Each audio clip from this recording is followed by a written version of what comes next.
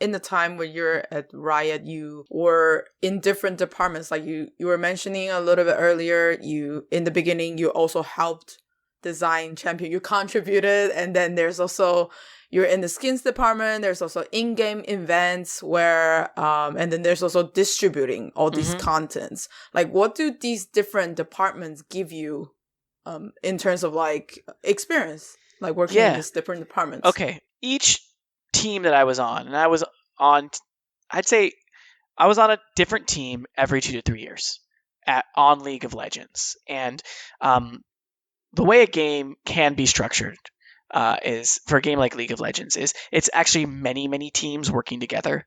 There's not one team that owns the whole game. It's several teams all working together under one umbrella. So there may be a team working on gameplay. There may be a team working on cosmetics. There may be a team working on ranked play. There may be a team working on fair matchmaking. And all of them are different software systems or pieces of the game that need to be built and connected together. So for 3 years, I worked on champions, which is gameplay. So in addition to coming up with being on a team where the humans would come up with new game mechanics, they'd also come up with the art and the narrative and the visual representations of the character in game and at a game. So that's kind of a hybrid creative and tech team. So I learned how to work with creatives, and what I mean by that is, what does a concept artist need to be successful and to deliver something from scratch on time?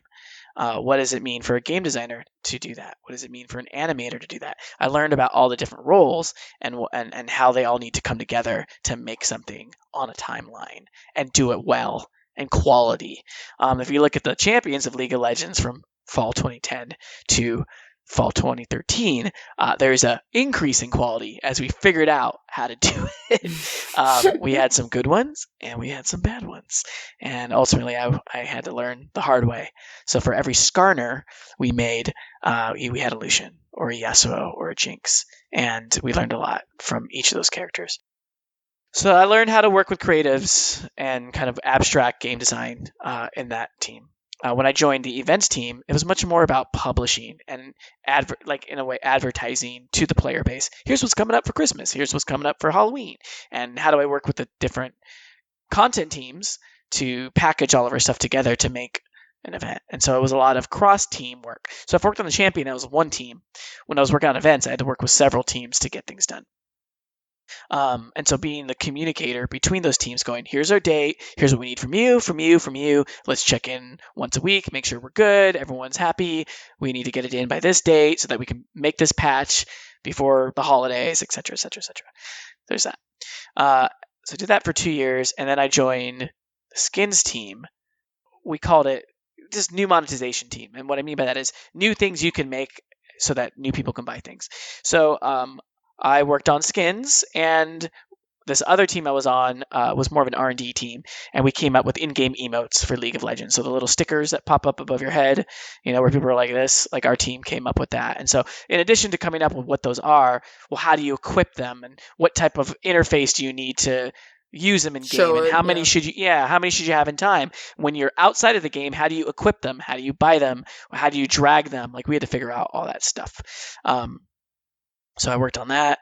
On the skins team, I produced a lot of skins. So I worked with mostly artists, and narrative and audio to make skins like Godfist Lee Sin and Darkstar Thresh, so legendary skins in League of Legends.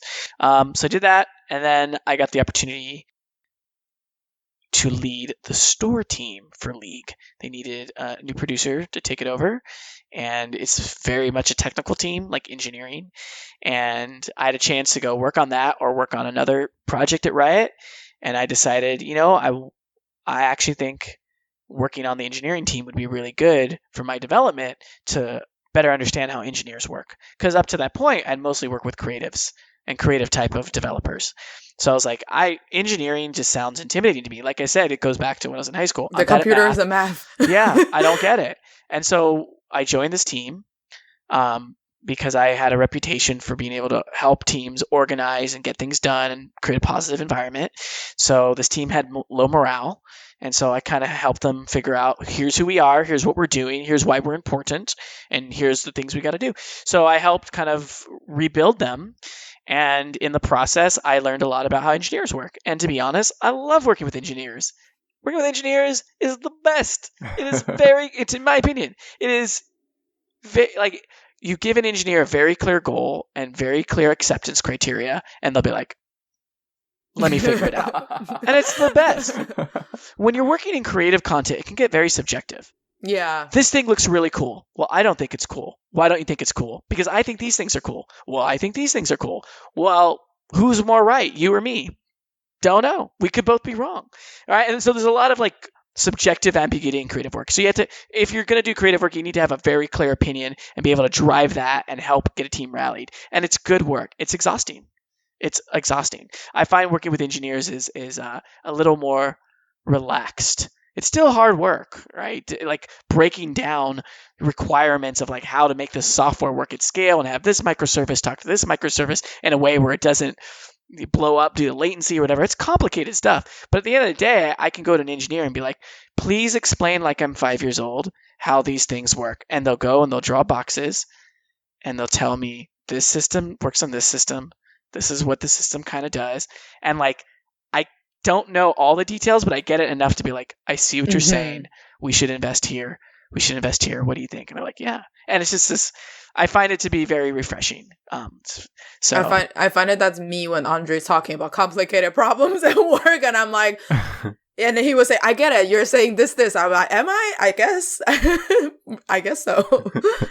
That said, like I still struggle with a lot of the vocabulary and I ask a lot of dumb questions, but I think to be a successful producer, you have to be comfortable with asking dumb questions and not taking it personally, you know? And I have found that more than likely people are willing to help and explain it. And as long as you're willing to learn, it's all knowable.